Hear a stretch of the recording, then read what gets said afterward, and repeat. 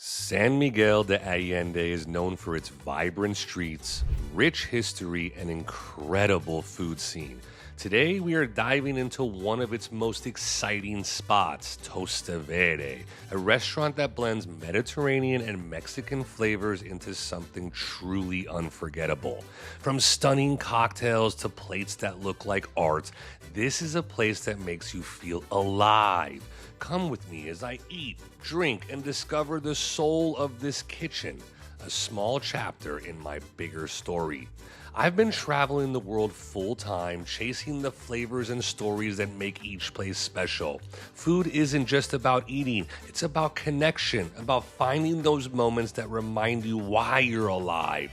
So if you love this journey as much as I do, subscribe and join me as I keep exploring one bite, one city, one story at a time. So this place supposedly has the best tostadas. They are very, very specialized in tostadas. There's actually reservations from 1 p.m. That's pretty impressive in a small town. Hola, ¿cómo estás? Hey, how are you? Very good, yourself? Good. Welcome. This is the man himself. This is one of his spaces. This is the Tostada King. Hello guys, welcome. Dude, you had reservations starting from 1 p.m. That's right. That's crazy in a small town like this. Yeah, I saw some people being turned away, actually. They were like, you don't have a rezo, you gotta go. Smoky mezcal. Straight to the point. I'm sorry for the ones who doesn't drink. Food in Mexico is never just food. It's history and identity, all wrapped up into something deceptively simple. Every bite carries a memory, a little piece of the past, transformed by the hands of the cooks who know how to make it sing. And here, every plate feels like a small, quiet celebration. Flavors that speak louder than words. In small towns, they do very good, but here, I wasn't expecting the restaurants to be as good as they are, you know what I mean? Small towns like this never stop surprising me. Even the drinks have a quiet confidence, like this mezcal cocktail topped with silky foam. A little drama in every sip, a reminder that you don't need a big city to find something unforgettable. This looks really good, huh? This looks like a dessert. Regálame una servilleta. Wow. ¿Sí? Wow. I told you. You know what I wasn't expecting? What? The smell and taste together. Yes. It's just the smoky is so good. So this is the smoky mezcal that Tonio was speaking about. But I gotta say, you gotta change the name. Like it should be called sweet, spicy, smoky mezcal. Obviously there's a lot of great things on this menu, but we're going for the tostadas. Of course. One that I was really looking at was Peruvian ceviche. It looks amazing. One of my The most popular. sirloin and melted cheese looks amazing. I'm a big octopus guy, but my wife doesn't eat octopus. But The most legendary or unique tostadas here maybe would be the Truffle Esquites, the roasted cauliflower, and the octopus, the one you already... what's the esquites? What is esquites? Esquites is a very popular street food you found almost in every town in Mexico. And we ended up with truffle oil. A little worried about the truffle oil. You know, you guys watching me, you know how sensitive I am to truffle oil. Right. I'm like a big truffle guy, but the oil makes me nervous. I'm gonna trust you again. All right, so we'll do the truffle esquites and then we'll do the Peruvian ceviche and the sirloin and melted cheese. We ordered everything we could get our hands on. Almost every tostada on the menu, of course. There were other temptations, sure, but in a place like this, you go all in. It's the only way to really taste the soul of a kitchen. Because in the kitchen, the real work begins. Pans sizzle, knives tap out of rhythm, the smell of charring corn and citrus hang in the air. Every plate that leaves these burners is a tiny, edible story. We ordered 4 tostadas, a Peruvian ceviche, bright and sharp, a steak and cheese, a nod to comfort food that feels both familiar and brand new, octopus, tender and smoky, the kind of seafood that makes you stop and pay attention. And an Esquites Tostada, sweet, corn, creamy and bright, topped with truffle foam, so delicate, almost floats away. The tostada itself is more than just a base. It's a symbol of resourcefulness, a tradition born of using what you have. Leftover tortillas toasted until they're crisp, ready to hold whatever the day brings.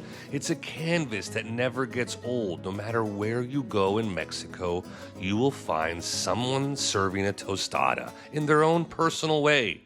I've learned that food is the closest thing we have to real magic. That looks like artwork. When I say that I'm looking forward to this meal, I say it with every bone in my body. Tortilla that you use in your tacos, a soft taco, you fry it and it becomes a tostada. Look at that foam.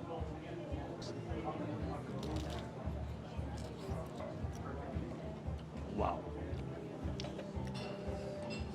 See, I wouldn't have picked that one. That's good. Look at that. That sound.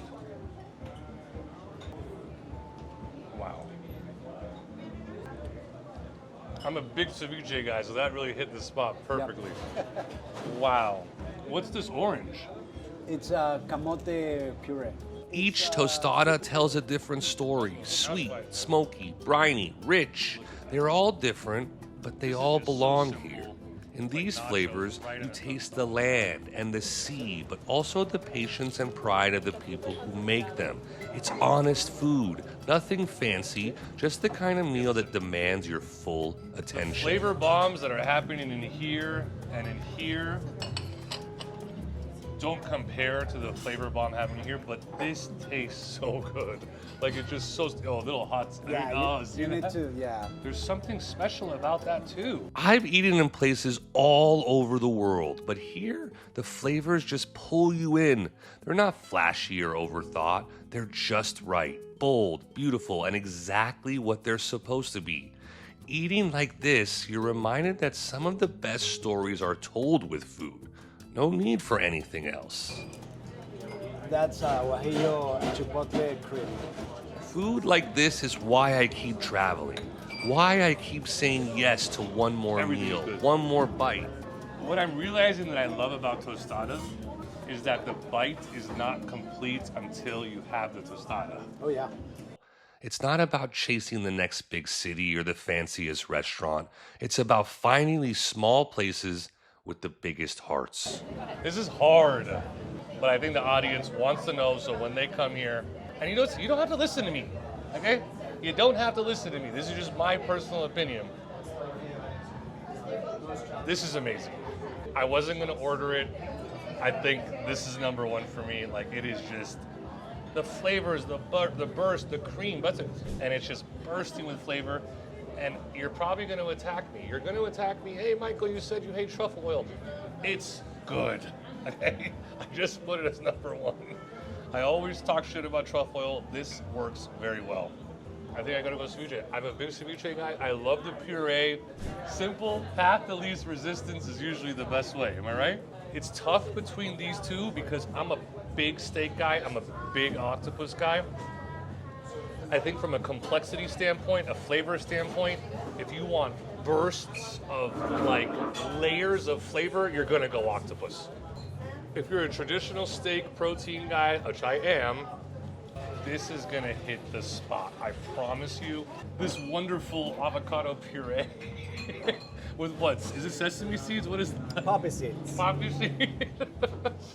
At home, but wow, that is, oh my God, that's amazing too, by the way. Oh my God, I just tasted that. The citrus in that is what really does it. So that's my thing. 1, 2, close 3 and 4 here is gonna be on preference. My wife respects the octopus. She believes they're aliens from other planets and doesn't want to eat them. But I love octopus. This meal wasn't just about the food. Though the food was unforgettable, it was about the small details that make a place come alive. The crackle of the tostada under your teeth, the warmth of a smile from someone behind the bar, the way the kitchen never stops moving. In moments like this, you're reminded why you travel. not to check off another restaurant or brag about another city you've been to, but to feel the heartbeat of a place that's been here long before you and will be here long after you. San Miguel may be small, but meals like this prove it has a soul that is big as any city in the world. It's the kind of experience you chase again and again, because in the end, it's never just about what's on the plate. It's about how it makes you feel and the memories you carry home.